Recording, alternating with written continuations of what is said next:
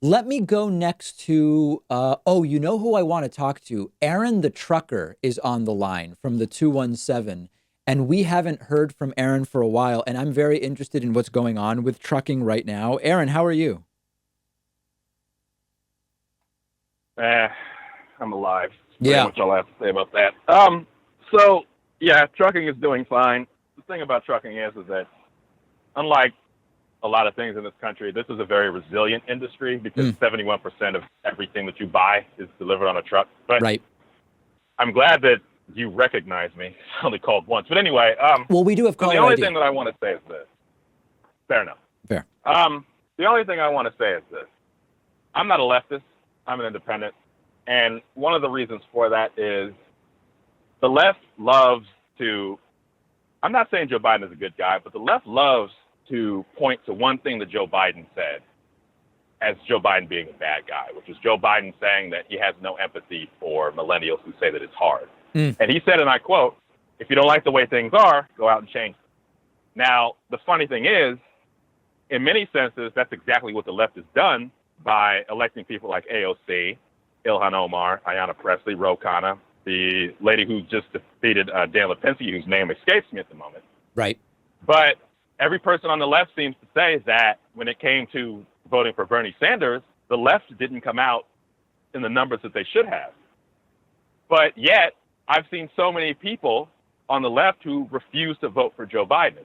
Mm, So it is just mind-boggling to me that it just seems to me like the left wants to have it both ways. They don't want to go out and actually do what they need to do to make sure that Sanders gets elected, but they don't want to. At the same time, they don't want to vote for the person who is actually likely to make this country slightly less bad than 4 more years of Trump, which would be an absolute nightmare. I don't. Well, this is That's why this I is a asked you on. fundamental philosophical disagreement, right? There are people who believe that if it's not going to be Bernie, that Biden is essentially just as bad as Trump, that Biden needs to do something to earn their vote, or otherwise you're basically giving a blank check to the DNC, and that they're willing to tolerate 4 more years of Trump, Trump getting Supreme Court picks, more federal judges, falling 4 years further behind on climate change, et cetera. There are other people who say, even if Biden is to my right, Trump is way further to my right.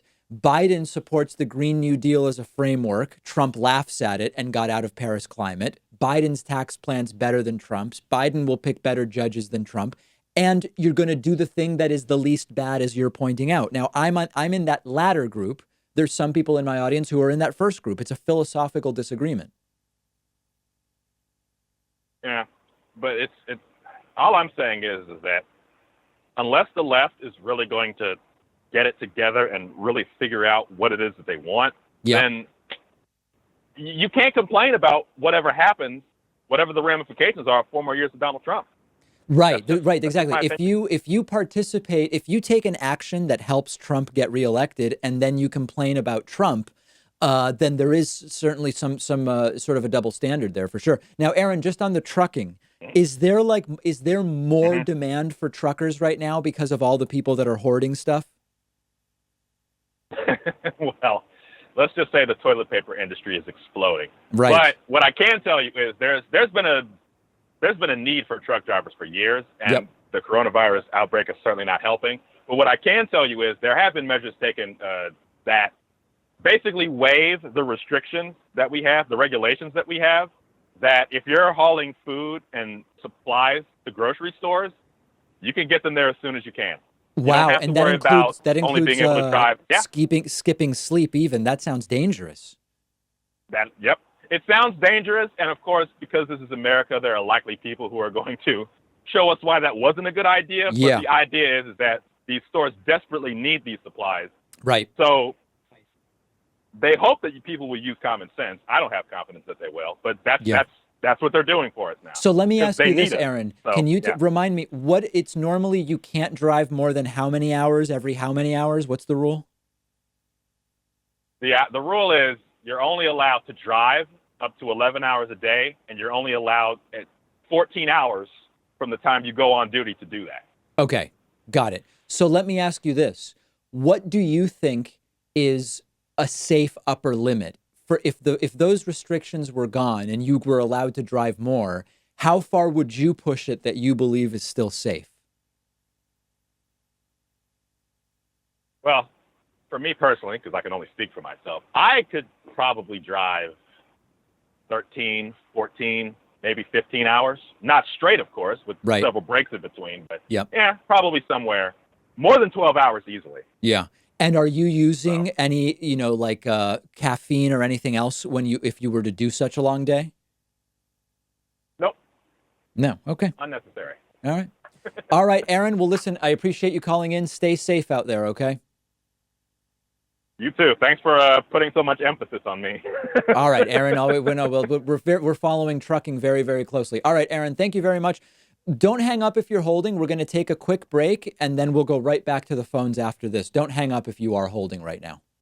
One of our sponsors is privacy.com. They're giving you $5 when you sign up for their completely free service at privacy.com/Pakman. I've been using Privacy for a little over a year now. You've heard me talk about it before. It's a lifesaver, and here's how it works. Takes just a couple of minutes to set up. Anytime you buy something online or on the phone, instead of actually using your real credit card number, the Privacy app and the browser plugin let you give each company a randomized virtual credit card number that you create out of thin air. It'll even autofill the card number with one click. And the payment is taken out of your checking account without the merchant ever knowing your real information. So this allows you to keep your banking information secure, but also to take control of your finances. You can create up to 12 of these virtual credit cards a month. You can set spending limits. You can freeze them. You can delete them anytime you want. So when you do this, it means you're not going to be charged when you don't want to be because you can destroy the virtual card number right after using it, which, for instance, I love using free trials because I know I won't be charged when the trial is over if I use a virtual credit card number. You're keeping your identity private by not telling companies who you are. You're keeping your bank or credit card info protected against data breaches and identity theft. And it's free. There's no catch whatsoever. But if you want, Privacy also offers a $10 a month plan that gives you 1% cash back and lets you create 36 credit cards a month, and a $25 a month plan tailored more for small businesses where you can create 60 card numbers a month and much more. But definitely go ahead and at least get started with the free plan. You'll protect your financial info. Companies can't charge you unexpectedly. And like I said, you'll get $5 to spend when you sign up at privacy.com/Pakman.